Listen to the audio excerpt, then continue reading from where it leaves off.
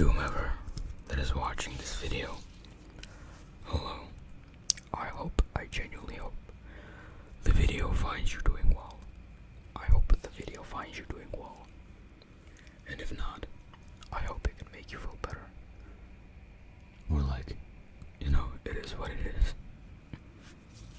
So today,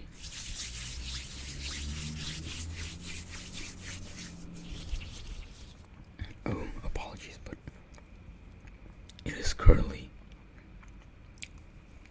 8:20 in the morning, and there's gonna be a lot of people outside with their motorbikes. Let me take a sip of water.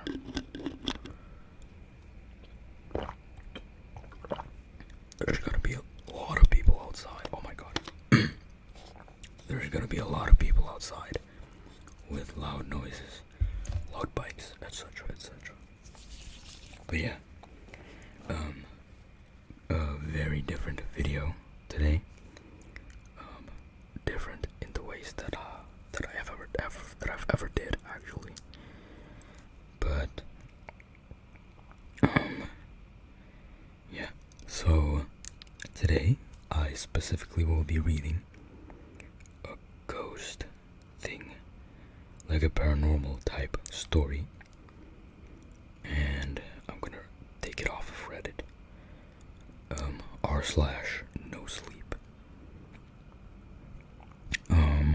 Feeling kinda, or like I don't really have nothing to do today, so I figured, you know what, let's try some new stuff in making an ASMR video, and I guess this is gonna be a sort of test to my storytelling ability.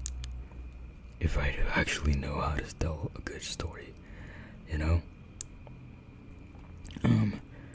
Again, disclaimer, I don't think I'm good at telling stories. But I'll try my best. I will be trying my best. I think this whole video is gonna fit with this one story that I got over here. If not, I'm gonna do another one. So I am just doing this based off recency. So the quality is unfiltered of the story, where we are both diving into this blind, you and me. So yeah, do apologize. No, I'm not apologizing for someone else's story. Anyways, I also have with me here a light novel book. And I'll be tapping for it for 5 seconds, and I'll loop the audio in the background. Also, peep the setup. I think it's kind of aesthetic. There's a Newton cradle over here, and I'm gonna be putting the stories over here. I took a screenshot of the stories, and I'll put it over here, just in case. So don't mind me. I'll be tapping for 5 seconds, and then I'll loop the audio in the background, okay?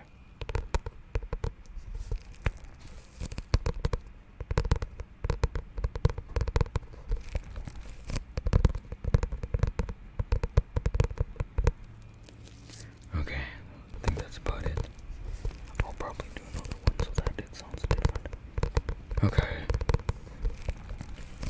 If this first story doesn't break 20 minutes, I'll do another one, and I'll pick the top ones, because this story in r/no sleep was posted 37 minutes ago as of now.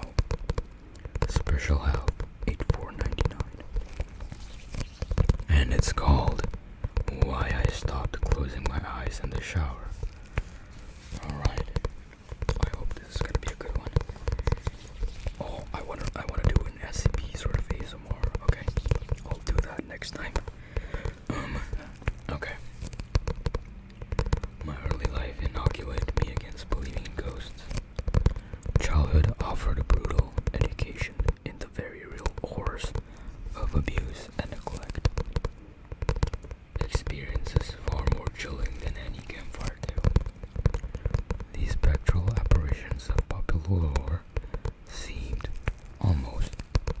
trivial in comparison.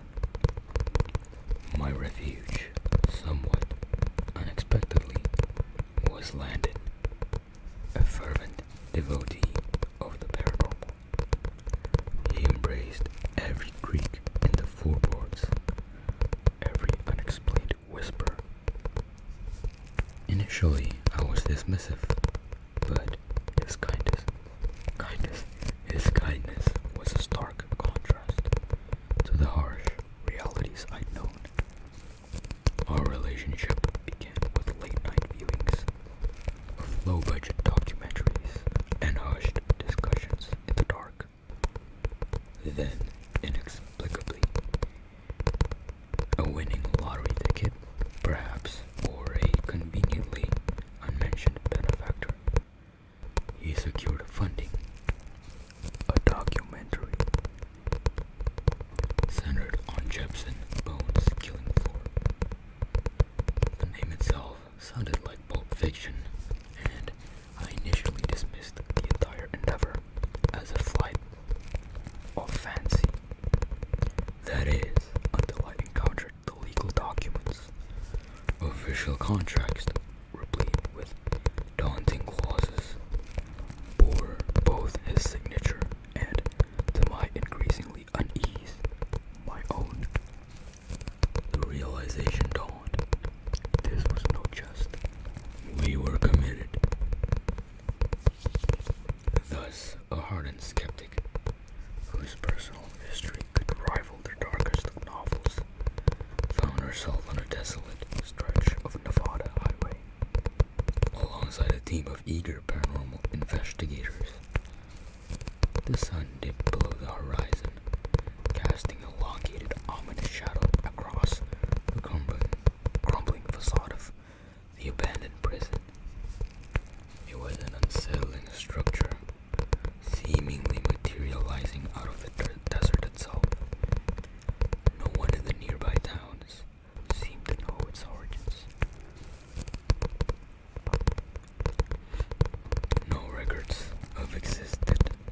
No records existed of its construction, and its presence was barely a whisper in local history.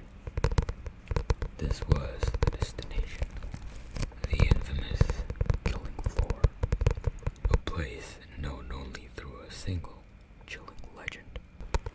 And everything I thought I understood about fear, about the nature of monsters, about the things that lurk in the unseen corners of the world, was about to be irrevocably altered. The drive out had been enlightening. Landon, bless his heart, had assembled a team of a reputable paranormal investigation agency. These weren't wide-eyed amateurs like him. These were seasoned professionals, each with their own specialty: EMF readings, EVP analysis, even a psychic medium. And they all knew the story, all of them except me. You never heard of Jepson Bone? Dr. Eris Thorne, the team's lead investigator, and a man whose perpetually furrowed brow suggested he'd seen things that couldn't be unseen, had asked, his voice laced with a mixture of disbelief and morbid curiosity.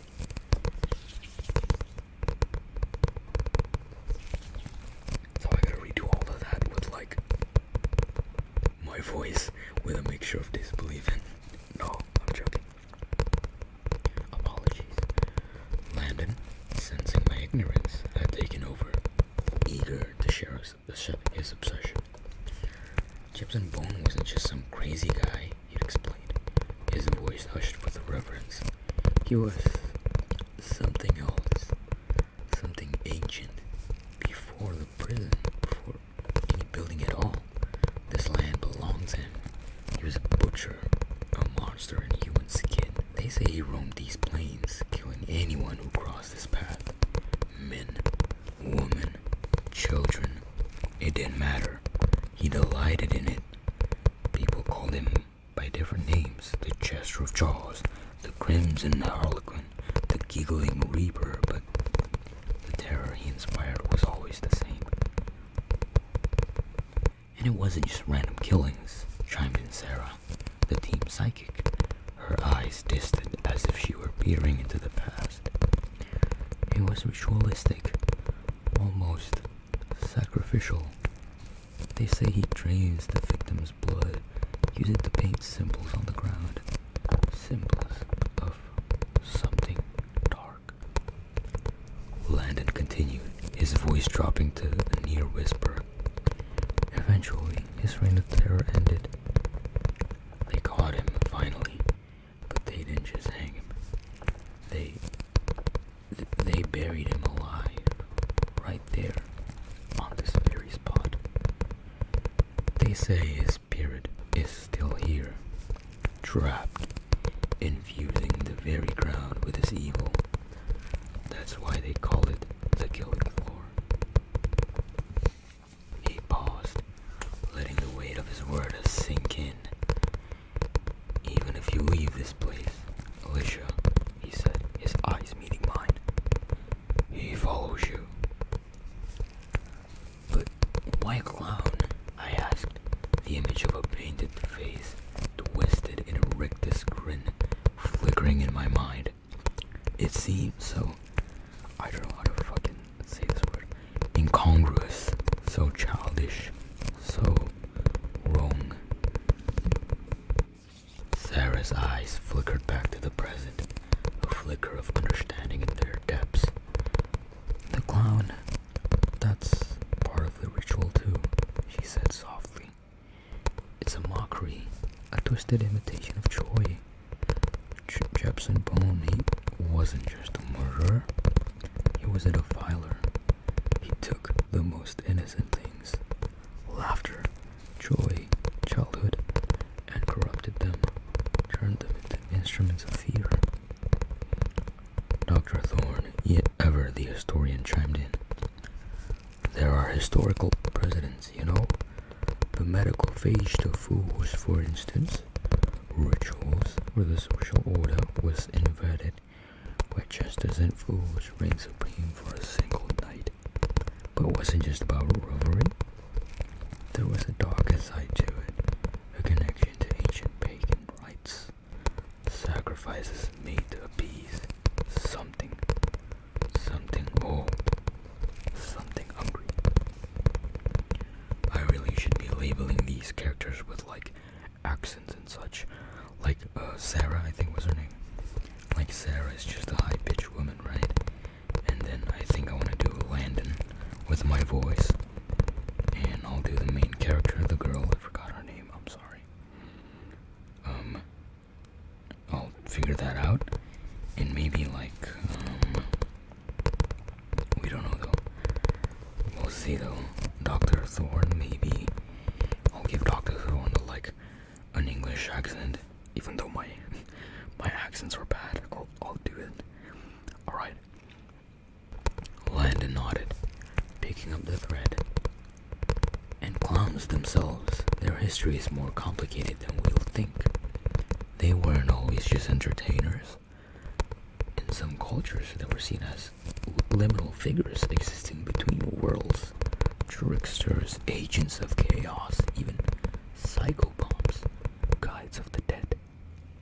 He paused, his gaze fixed on some unseen point beyond the prison wall. Jepson Bone. He tapped into something primal, something ancient. He perverted the symbols of joy, turned them into instruments of terror. He became more than human. So like Detroit become human. Oh my god, I'm sorry. He became the embodiment of fear itself, cloaked in the guise of laughter. A chill, colder than the desert night, ran through me. For the first time, the idea of ghosts, of something beyond, didn't seem so ridiculous. It felt impossible and terrifying. The van shuddered to a halt, its headlights cutting through the oppressive darkness. Apologies there. That clung to the prison like a shroud. Stepping out onto the uneven ground, I felt a wave of nausea wash over me. The prison loomed before us, a grotesque monument to suffering and despair. Its walls were scarred and cracked. The rusted bars of its windows, like skeletal figures reaching out into the night. The wind whistled through the broken panes, and for a moment, I could have sworn I heard it. A chorus of hushed screams carried onto the breeze, whispering tales of unimaginable torment.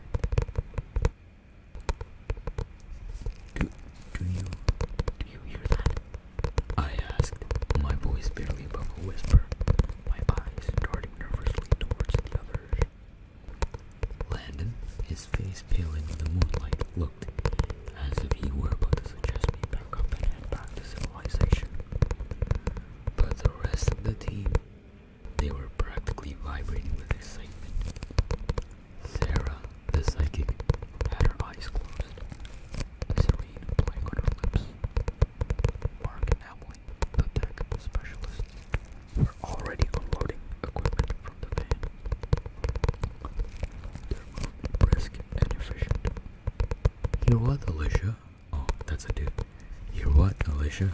Mark asked, his voice tinged with a hint of amusement.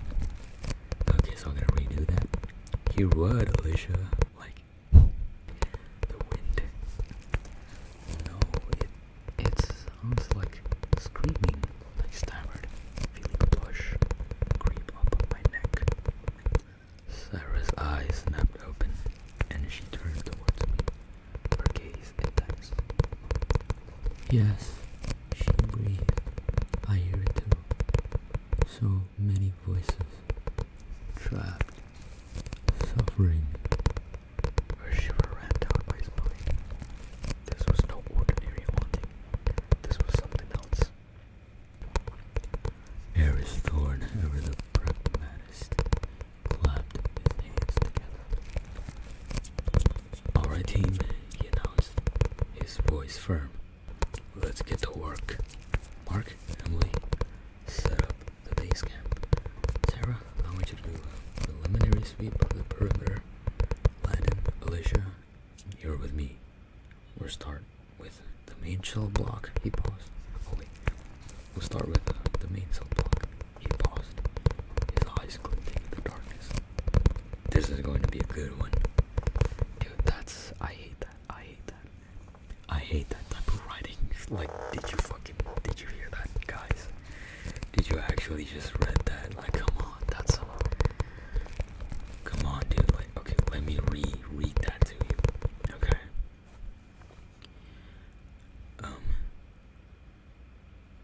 Mark, Emily, set up the base camp.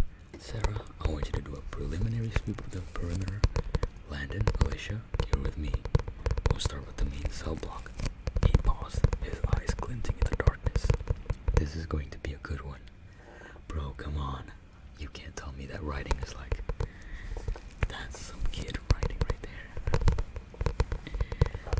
Although, okay,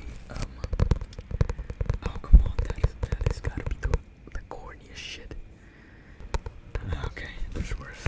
But like, so far this is pretty interesting.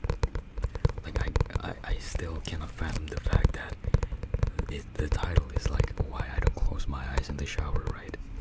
So yeah, we'll see what happens.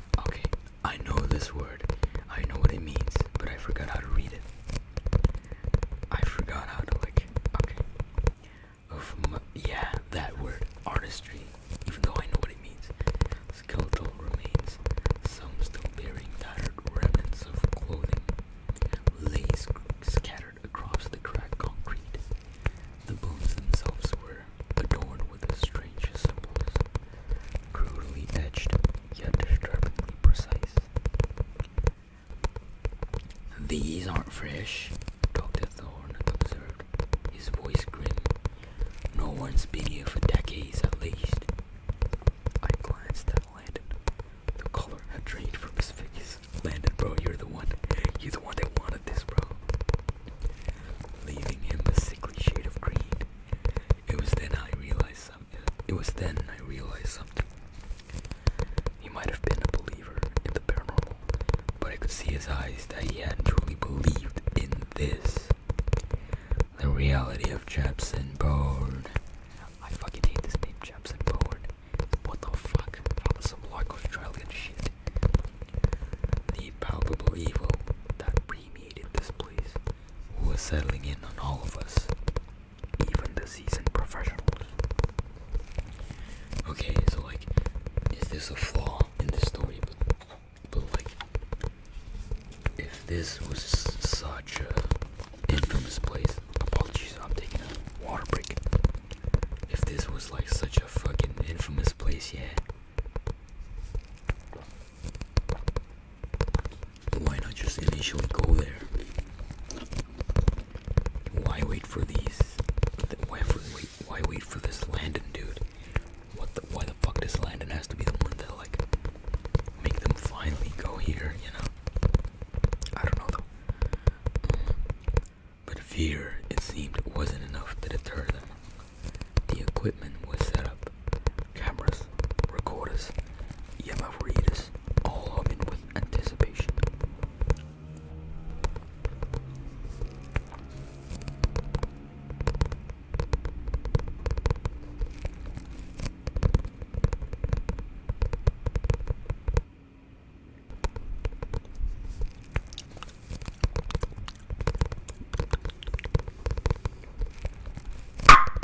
Apologies for that, I had to cut it off.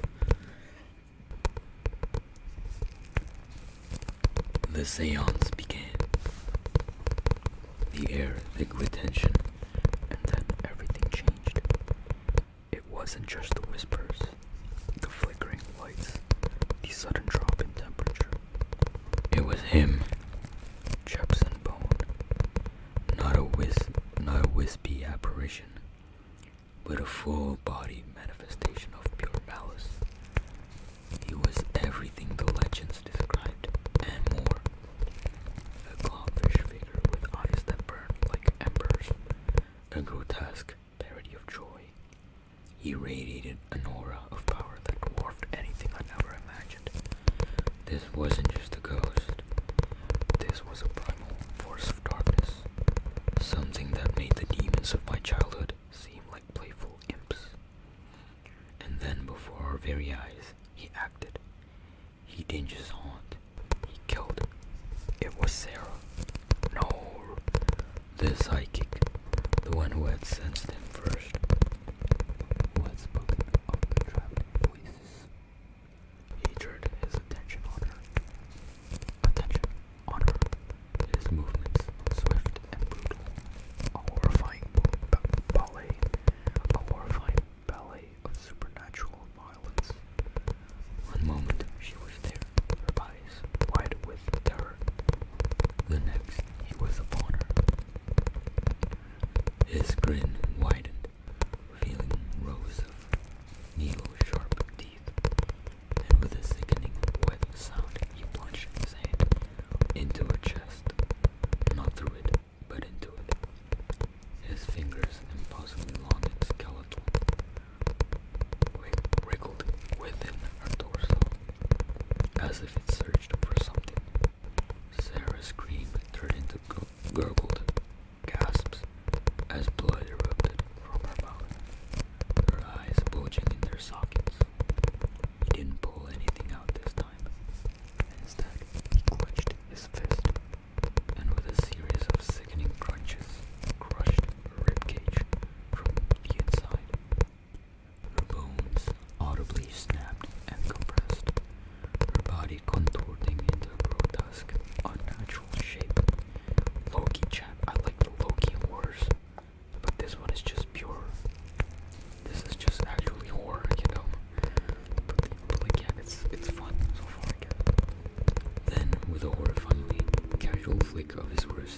He rolled her now compacted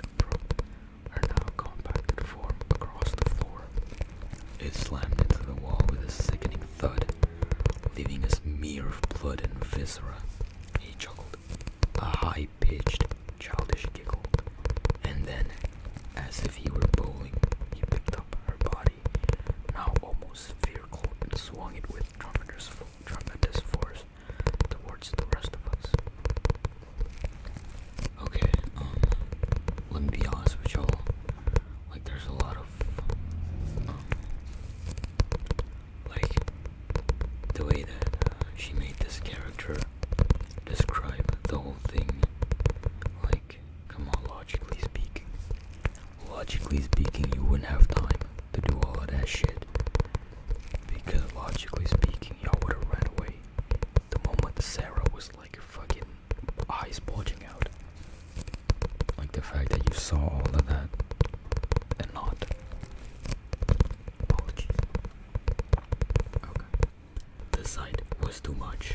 Come on, as if like her eyes bulging out and her ribcage crushing wasn't enough already for y'all to fucking run. Okay. Then with a horrifying, the sight was too much. Panic erupted.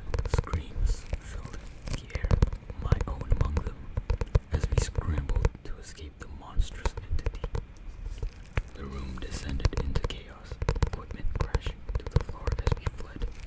The image of Sarah's mutilated body used as a projectile seared into my mind forever. Never returned to that place. The company that had funded Blanton's ill-fated project sent their own team to retrieve the footage. They managed to recover some of it, chilling, undeniable proof of Chips and Bones' existence. His spectral form, clear as day, we captured on camera. But the rest, the crucial moments, the horror we had witnessed, were lost, replaced by static, but not just any static. This was different. Embedded within the white noise were fleeting images, glimpses of faces contorted in agony, thousands of them, as if the very air itself was screaming. The recovered footage was a sensation, of course. Irrefutable evidence of the paranormal. But none of us who were there that night felt any sense of triumph. We carried the weight of what we had seen, the knowledge of the true nature of evil that had lurked within those walls. The fame, the recognition, it meant nothing. All it did was remind us of Sarah, of the terror, and the fact that Chips and Bone was still out there. And that, even now, years later, I could still feel the phantom weight of his gaze on my back, the echo of his chilling laughter in my ears. The disappearances began subtly, almost unnoticed. A missing person here, a vanishing without a trace there. But then the frequency increased. New reports blared headlines about the growing number of unsolved cases. Faces of the missing flashed across the television screens. Their stories recounted in hushed, worried tones. Newspapers ran front-page articles speculating about possible causes, ranging from the mundane to the bizarre.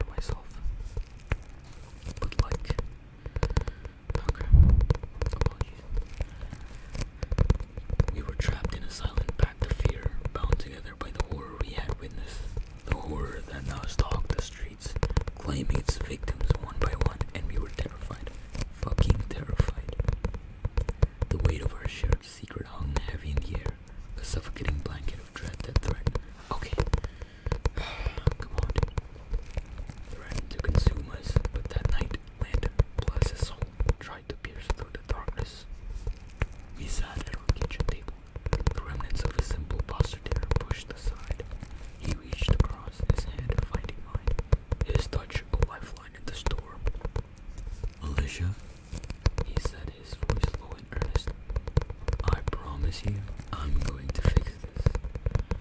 I'm going to find a way to stop him. There's always a way. His words, though laced with a desperate hope, were a balm to my frayed nerves. He was still that kind, determined Landon I'd fallen for, the one who refused to let darkness win.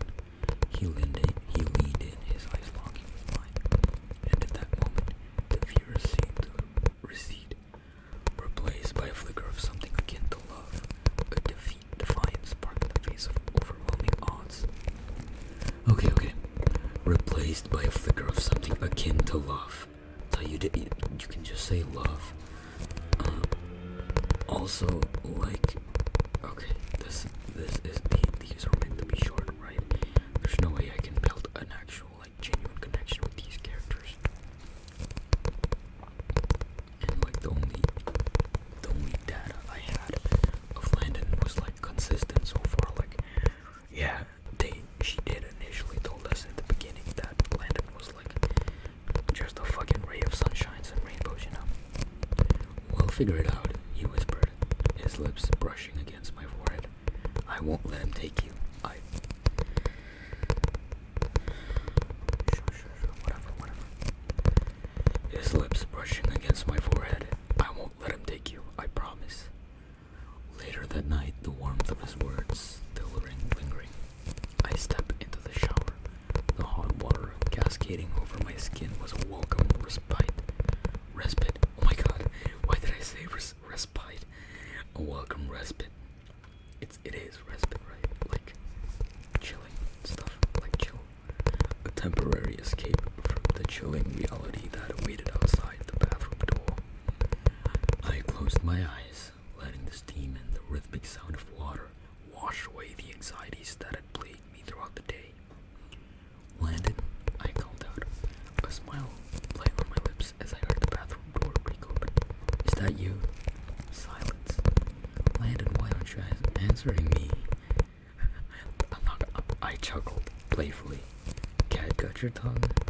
Still no response. A prickle of unease ran down my spine. Something wasn't right. With a growing sense of dread, I slowly opened my eyes, and then I saw him. Oh shit. Jepson Bone. Not a suggestion, not a shadow, but him, in all his grotesque glory. He stood in the doorway, his clownfish face of a mask of pure evil. He held something in his hand, something that made my blood run cold. It was Landon's head, not neatly severed, but torn from his body, the ragged edges of his neck glistening with blood, and something else, wisps of tissue and I don't know how to say this, sinew clung to the torn flesh, dangling like grotesque decorations. Okay, I did just heard some things from my bathroom, but if Jepson Bone's like gonna fucking kill me, well, I have video proof, motherfucker. Grotesque decorations. His eyes wide and vacant stared up at the ceiling. A single tear crack edged through the blood that matted his hair. One side of his face was missing, chewed away, leaving a gaping hole that revealed the bone beneath. Jepson Bone grinned, a wide, terrifying expanse of teeth, flecked with red. He took a step closer, and then another. He didn't need to speak. His presence, the chilling stillness, the grotesque trophy in his hand, said it all. He had promised to protect me, and he had failed. Now it was my turn. As a final twisted jest, Jepson Bone raised Landon's head with a sickening wet slap. He positioned the bloody, mutilated face so that its sightless eyes covered my nakedness. The grotesque parody of modesty was the final devastating blow. Terror gave way to a chilling hollow despair. I was trapped, not just by fear, but by the utter obscenity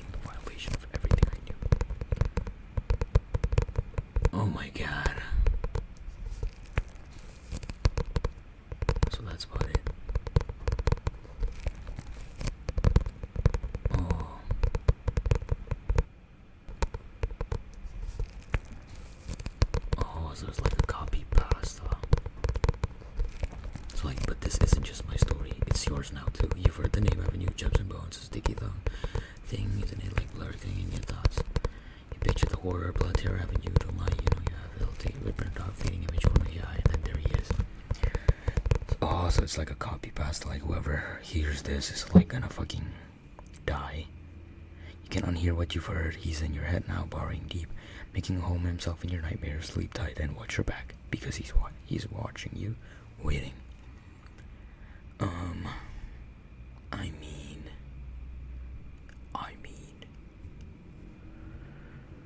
sure, I guess. So yeah, that was This Is Why I Stopped Closing My Eyes in the Shower by Special Half 8499. Okay, so that was the whole story of it, of Jebs and Bone and whatnot. Again, I get it that was not the most popular story, and like that was literally posted like 30 minutes before I started reading it. So like, it's kind of weird if I were to like rate the story or like give a genuine rating out of it. Like no hate, of course, purely objective like story wise. Not to say that fucking okay, I'm not just gonna be a fucking pussy, I'll just say it. Like, apologies, but the story was like a 4. It's slightly below average. Could be a 5 if like it wasn't a creep, or like it wasn't a sort of like, had they stick with it was a horror story rather than like a creepypasta. Like I get it, it's lingering chill down my spine, whatever the fuck, but like, honestly, for me, it ain't my cup of tea. Not really my cup of tea. I like the low-key horror type stuff. But yeah, that was definitely a fun thing. That was a fun video to make. Literally my storytelling skill is so bad. But like if I'm being honest, that wasn't much of like an actual story at all, you know? Like I want to do characters, I want to do like different accents. I guess to not make a long video longer, I'll end it like now, you know. So yeah, again, to whomever that has watched this video, if you heard the whole story, Jebs and Bone is after you, buddy. Anyways, yeah, thank you so much. Genuinely, thank you for watching. If you had, and if I'm really good at ASMR, y'all would have fell asleep like a while ago. Also, again, genuinely, it's been an honor. If you enjoyed this video, please comment down below on like, or like just comment down below and shit on my story